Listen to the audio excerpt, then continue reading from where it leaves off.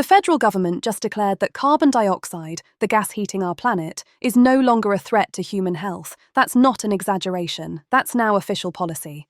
Wait, they can just decide that? Like flip a switch and science doesn't apply anymore? That's exactly what happened today at the White House. President Trump stood next to EPA Administrator Lee Zeldin and announced the repeal of the endangerment finding, the 2009 scientific determination that greenhouse gases endanger public health. Trump called it the single largest deregulatory action in American history. And he's probably right. What does this actually mean in practice? Everything. The endangerment finding was the legal foundation for every federal climate regulation. Emissions standards for cars and trucks? Gone. Rules on vehicle fuel efficiency? Gone. The government's authority to limit greenhouse gases from power plants? That domino is next. Zeldin said automakers are no longer pressured to shift their fleets toward electric vehicles. But wait, wasn't this based on a Supreme Court ruling? Yes. In 2007, the Supreme Court ruled that greenhouse gases are air pollutants under the Clean Air Act, and the EPA had to determine whether they pose a threat to public health. In 2009, under Obama, the EPA looked at the science, overwhelming scientific consensus, and said yes, they do. Today, the Trump EPA said no, actually, they don't. How is that even legal? The science hasn't changed. Environmental groups and California are already racing to court. The EPA's argument is that the Clean Air Act only covers pollution that causes local and regional harm, not global climate change. Climate scientists say that's absurd. Heat waves, hurricanes, wildfires, disease spread, all caused by greenhouse gases. Those kill people locally. Former Secretary of State John Kerry called it Orwellian. What did Obama say? He posted that the repeal makes America less safe, less healthy, and less able to fight climate change. Also, the fossil fuel industry can make even more money. The Environmental Defense Fund estimates this could add 18 billion tons of pollution by 2055 and cost Americans up to $4.7 trillion in climate-related damages. And this comes on top of pulling out of Paris again. Right. The US is out of the Paris Climate Agreement, out of the leading body of climate scientists, and now the government officially doesn't believe its own scientific findings from 16 years ago. Climate denialism is now federal policy. Meanwhile, speaking of the federal government not functioning, Congress just left for a week-long recess with the Department of Homeland Security hours away from shutting down. They went on vacation with a shutdown coming?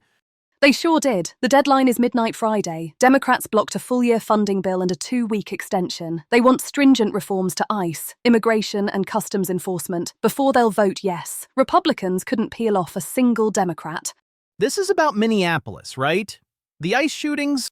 Exactly. 2 civilians killed by federal agents in 3 weeks back in January. Democrats want body cameras, warrants, use of force standards. The White House made a counteroffer, but Senate Minority Leader Chuck Schumer called it insufficient. He said the administration doesn't actually want to reform ICE.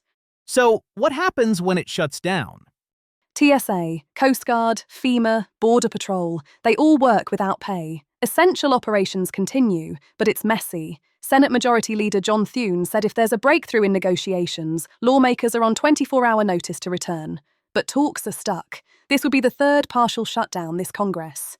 And several members are going to the Munich Security Conference, right? Yes, they're flying to Germany while their own department shuts down. Senator Brian Schatz said maybe the recess will be a wake-up call when Republicans go home and get yelled at. We'll see if that strategy works.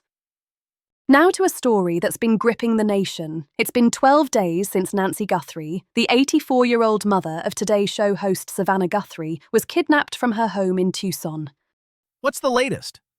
Investigators just released new security footage. One video from a Ring camera shows a bald man in a grey jacket and backpack trying to scale a wall near her property at 1:54 a.m. on February 1st. Another shows a man in a baseball cap pulling on car door handles the morning after she vanished. They're asking all residents to pull any video from January 1st to February 2nd. They detained someone, right? A 36-year-old man was pulled over Tuesday south of Tucson. FBI agents and deputies searched his family's home overnight, but they released him hours later. He hasn't been charged. The sheriff's department says his detention was part of follow-up on incoming leads. They've gotten over 4,000 tips in the last 24 hours alone. Any physical evidence? They found gloves and are testing them now. They also found blood at the scene that matched Nancy Guthrie's DNA. She was taken without her medication, and it's unclear how long she can survive without it. This morning, Savannah Guthrie posted an old home video of her mum in the garden with her children as kids. She wrote, "Our lovely mum. We will never give up on her." Finally, the Winter Olympics. Today was supposed to be historic. American snowboarder Chloe Kim was going for her third consecutive Olympic gold in the halfpipe. No one has ever done that. Was?